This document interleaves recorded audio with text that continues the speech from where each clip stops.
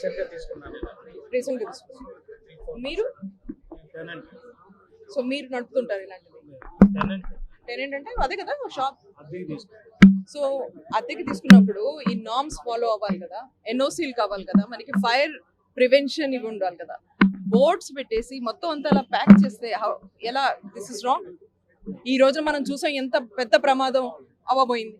Emergency services టైంలో వచ్చినాయి కాబట్టి మనం సేవ్ అయిపోయాం, లేకపోతే ఎంత నష్టం అయ్యేది. మీలాంటి టెనెంట్స్, మీలాంటి ఓనర్స్ మేము కాదండి మేము నడపట్లేదు అని అంటాం తప్పమ్మా. మై రిక్వెస్ట్ టు యూ, అంటే మీరు కూడా సిటిజన్స్, మేము కూడా సిటిజన్స్, అందరం వీళ్ళందరూ మన కుటుంబస్తులు, మన పిల్లలు లాంటి వాళ్ళే. యంగ్ లైఫ్స్ ఇవి. వాళ్ళందరూ లెర్నింగ్ కోసం, కోచింగ్ కోసం ఇక్కడికి వస్తున్నారు. వాళ్ళ కోసం healthy and safe environment provide చేయడం యాజ్ అన్ ఓనర్ మీ రెస్పాన్సిబిలిటీ, యాజ్ ఎ టెనెంట్ మీ రెస్పాన్సిబిలిటీ. మరి ఇంత ప్రమాదం వచ్చేసి ఇలా ఎమర్జెన్సీ సర్వీసెస్ లో వచ్చేంత పరిస్థితి రాకూడదు. సో నా రిక్వెస్ట్ ఏంటంటే, ఇప్పుడే హైడ్రా నుంచి నాగనందన్ గారు మనకి చెప్పారు, నెక్స్ట్ 1 month లో NOCs, fire NOCs, structural NOCs అంటే స్ట్రక్చర్ ఎలా ఉండాలి, అలాగే వైరింగ్, కేబులింగ్ సేఫ్టీ అంటే ఏ రకమైన కేబుల్స్ పెడితే ఆ ఫైర్ స్ప్రెడ్ అవ్వదు, even if it is short circuit fire రాదు. ఇలాంటివన్నీ చేయాలి అని ఆయన చెప్పారు 1 month. ప్లీజ్ దాన్ని మీరు ఫాలో చేయండి as a tenant and owner. అంటే అదే మాది కాదు, మేము చేయలేదు, ఇంకోళ్ళు ఎవరో చేసాం కాదు, మనందరి బాధ్యత ఇది. ఇందాక ఆయన చెప్పినట్టు ఉత్తగా ఏజెన్సీస్ చేస్తే అవ్వదు, సిటిజన్స్ కూడా కోఆపరేట్ చేయాలి. ఓకే, మేము చాలా రోజుల నుంచి మేము అంటున్నాం ఈ బోర్డ్స్ తీయాలి, ఎందుకంటే లోపల ఊపిరాడే పరిస్థితి ఉండదు. సో దీనికి కూడా మీరే అసోసియేషన్ నుంచి ఒక సొల్యూషన్ చెప్పండి, మేము కూడా చెప్తాం, కలిసి దీని ప్రాబ్లం మళ్ళీ రాకుండా చెప్తాం. Thank you so much. So ఈ రోజున అమీర్పేట్ మైత్రివనంలో ఒక పెద్ద ప్రమాదం అవుతూ ఆగింది.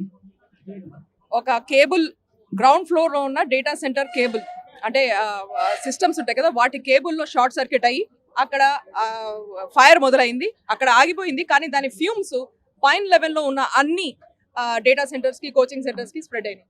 వేలాది మంది మీకు తెలుసు అమీర్పేట్కి వస్తారు తెలంగాణ మొత్తం నుంచి, లెర్నింగ్ కోసం, నాలెడ్జ్ కోసం, ట్రైనింగ్ కోసం, కోచింగ్ కోసం. సో అలాంటి 550 మంది స్టూడెంట్స్ పైన లెవెల్స్ లో ఉండిపోయారు. వాళ్ళని చాలా సేఫ్ గా కిందకి తీసుకొచ్చి వాళ్ళని సేవ్ చేసిన మా ఎమర్జెన్సీ సర్వీసెస్ అందరికీ ధన్యవాదములు. ముఖ్యంగా హైడ్రా, అలాగే పోలీస్ సిబ్బంది, ఫైర్ సిబ్బంది, ట్రాఫిక్, జిహెచ్ఎంసీ, ప్రతి ఏజెన్సీ క్షణాల్లో, వాళ్ళు హైడ్రా అయితే పక్కనే ఉన్నారు కాబట్టి వాళ్ళు క్షణాల్లో వచ్చి ఈ ప్రమాదాన్ని పెద్దది అవ్వకుండా ఆపారు. కానీ దీని మూలంగా మనకు తెలుస్తుంది ఏంటంటే, ఒకటి ఏదైతే మనం చాలా రోజుల నుంచి, చాలా ఏళ్లగా మేము ఫైట్ చేస్తున్నాం అమీర్పేట్లో, ఎందుకంటే చాలా డెన్స్లీ పాపులేటెడ్ ఏరియా. ఇక్కడ కోచింగ్ సెంటర్స్ పక్కనే ఉంటాయి. కాకుండా ఇక్కడ మొత్తం ఒక్కొక్క కోచింగ్ సెంటర్లో వందలాది మంది స్టూడెంట్స్ వస్తుంటారు. కాబట్టి ఇక్కడ ఫైర్ సేఫ్టీ రెగ్యులేషన్స్ చాలా స్ట్రిక్ట్ గా ఫాలో అవ్వాలి. ముందర కూడా మేము చెప్పాము, వాళ్ళ మళ్ళీ మేము అందరం ఈ ఓనర్స్, ఈ టెనెంట్స్ కూడా మాట్లాడటం, అలాగే అసోసియేషన్ తో కూడా మాట్లాడడం జరుగుతుంది. First fire safety prevention norms ఉంటాయి, కొన్ని రెస్ట్రిక్షన్స్ ఉంటాయి, రూల్స్ ఉంటాయి, అవి ఫాలో చేయాలి. రెండోది జిహెచ్ఎంసీస్ రిక్వెస్ట్, ఆ నార్మ్స్ రెగ్యులేషన్స్ ఫాలో చేయకపోతే ఎన్ఓసి ఇవ్వద్దు, ఆ పర్మిషన్స్ ఇవ్వద్దు. సో దట్ వాళ్ళు అది ఫాలో చేసేదే లైఫ్స్ ని సేవ్ చేయడం, కాబట్టి ఇది చాలా చాలా ఇంపార్టెంట్. మూడోది ఇందాక రంగనాథన్ గారు చెప్పినట్టు నెక్స్ట్ 1 month అవేర్నెస్ ప్రోగ్రామ్ అవుతుంది. అంటే ఫైర్ వస్తే ఏం చేయాలి, ఫైర్ రాకుండా ఏం చేయాలి, ఇవన్నీ వాటిలో పార్టిసిపేట్ చేయమని రిక్వెస్ట్.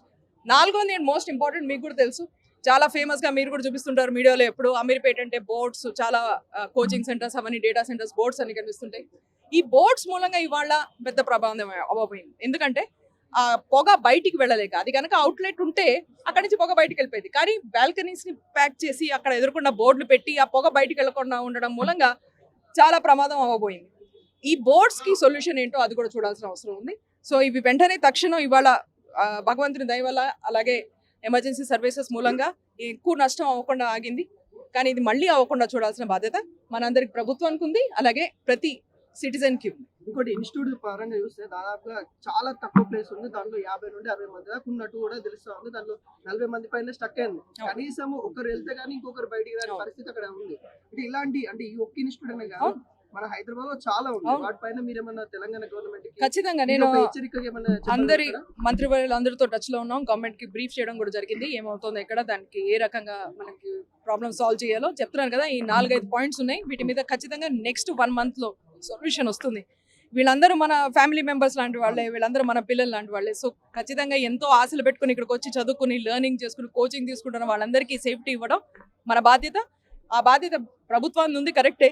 అలాగే ఇక్కడ నడిపిస్తున్న కోచింగ్ సెంటర్ నడిపిస్తున్న టెనెంట్స్ది, కోచింగ్ సెంటర్ ఓన్ చేస్తున్న ఓనర్స్ది, ఇక్కడ ఎంత అమీర్పేట్ కోచింగ్ సెంటర్ ఈ డేటా సెంటర్స్ అసోసియేషన్ ఉంది, వాళ్ళది కూడా ఈ రెస్పాన్సిబిలిటీ. ఇంకోటి ఇక్కడ రెస్టారెంట్ కూడా మనం చూసుకోవాలి, ఎందుకంటే పైన ఒక ఇన్స్టిట్యూట్ అనే కదా రెస్టారెంట్ వచ్చేది సమ్మర్ కాబట్టి అవును. మరి ఏదైనా ఫైర్ అయ్యే అవకాశాలు చాలా ఉన్నాయి. బ్యానర్లు కూడా ఎక్కువ ఫైర్ కి ఇంకా చాలా దోహదపడతాయి కాబట్టి వీటిపైన రెస్టారెంట్ పైన ఏమైనా ఖచ్చితంగా మీరు చెప్పిన ఒక్కొక్క పాయింట్ ని మనం ఇక్కడ ఒక్కొక్క ఇష్యూని దాన్ని అడ్రస్ చేయడం జరుగుతుంది. ఎందుకంటే ఇవాళ అయిన ప్రమాదాన్ని వెంటనే ఆపడం జరిగింది. నేను అంటున్నాను కదా, భగవంతుని దయ బలంగా, అదే ఎగ్జాక్ట్లీ ఇందాక రంగనాథన్ గారు కూడా అదే అన్నారు, భగవంతుని దయ బలంగా అయింది ఇది. కానీ మనం ఇప్పుడు కూడా ఇంకా స్మోక్ ఉంది, మీరు చూస్తున్నారు. అలాంటప్పుడు ఏ పరిస్థితిలో ఉండేనో పైన మీరు ఆలోచించాలి.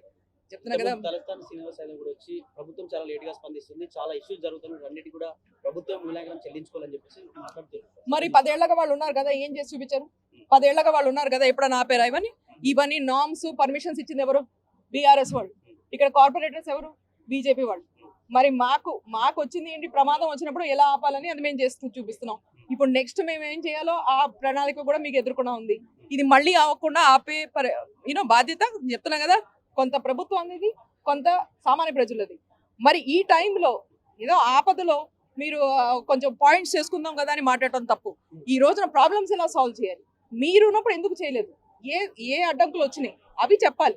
తలసాని గారు ఎందుకు ఈ బోర్డ్స్ ని, ఈ సెంటర్స్ ని ఇలా అలౌ చేశారు?